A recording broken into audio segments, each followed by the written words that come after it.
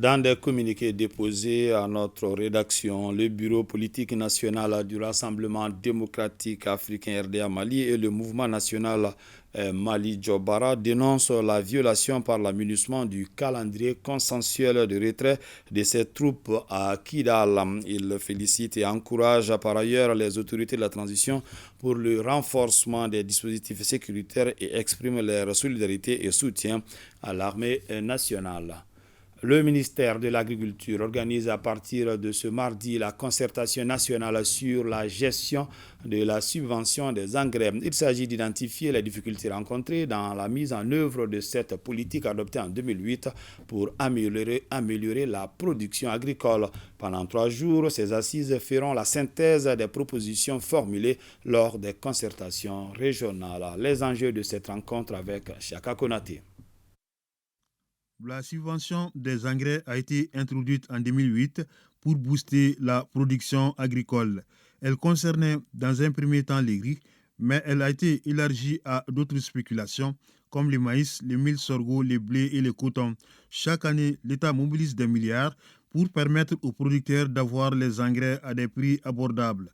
Mais la gestion de la subvention pose problème malgré les différentes stratégies mises en place, notamment l'implication des agents techniques, de l'administration et des organisations fêtières. Moins de 40% des engrais est livré aux producteurs.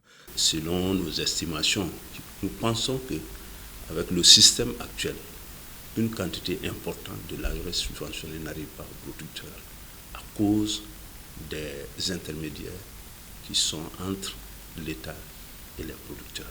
Voilà qui justifie la tenue de la concertation nationale sur la gestion de la subvention des engrais pour tirer le bilan de 15 ans de mise en œuvre de cette politique. Faut-il maintenir ou abandonner la subvention de la production par l'État?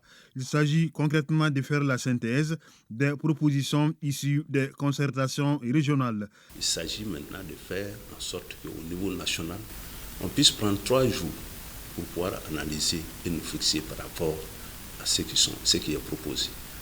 Parce que ce qu'il ne faut pas oublier, c'est que la subvention, on n'est pas obligé de mettre ça sur la production. Ça peut être sur la commercialisation, ça peut être sur les équipements agricoles, ça peut être aussi sur la transformation et la conservation. Ça peut être même la mise en relation avec les traders qui interviennent dans le domaine de la commercialisation des produits agricoles.